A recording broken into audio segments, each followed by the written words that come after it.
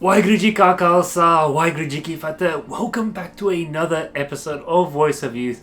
Today itself, I have a special episode that I like to do. Obviously, I do episodes every so often, but today, this is something which I personally want to get out there and talk about. This episode will be going out around the time of the anniversary of the 1984 Sikh Genocide, the attack on the Harmandir Sahib complex which occurred in India. And so what I've done over the past 2 years itself, actually, on the 6th of the 6th in 2020, I started writing, I'd say, this document on the brief history and then a lead up and a quick talk about 1984. Now, I've written this, I've read a few books, read a few websites, stuff like that, and I've put this together. I'm going to be putting this on a OneDrive or Google Drive or something, and I'll be sharing the link on my Facebook and other social medias.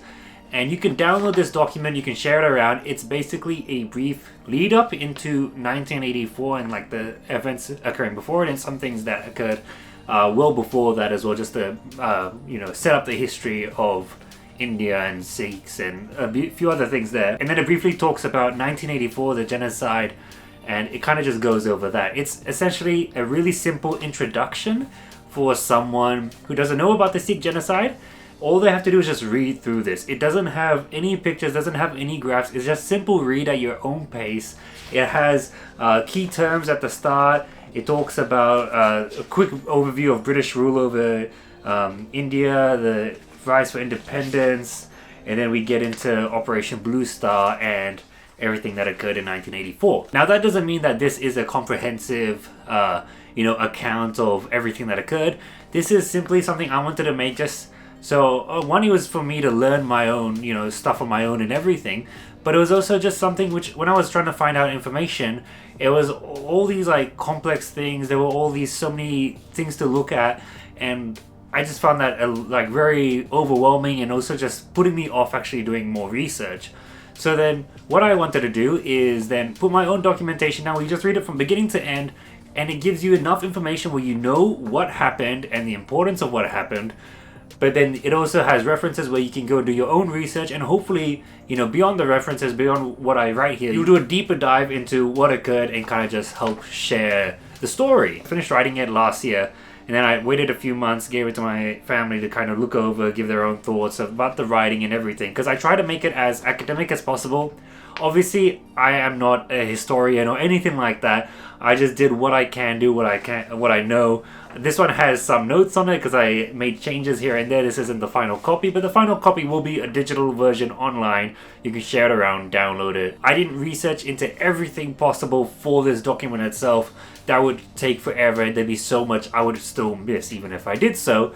But what I tried to do was to give enough information here that someone has a basic understanding about what happened in the lead up to and in the Sikh Genocide of 1984. So I hope you can, download this document. There will be a way, I'm sure you, hopefully when this goes up, I'll either have a link in this description or you'll know what my Facebook page is, my Instagram page is, all those things.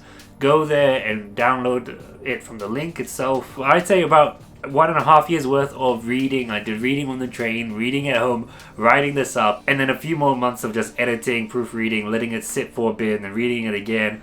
And overall, almost 2 years worth of, work is gone into this small document here. I hope you do get something out of it. I hope you do share it around and someone else does get something out of it.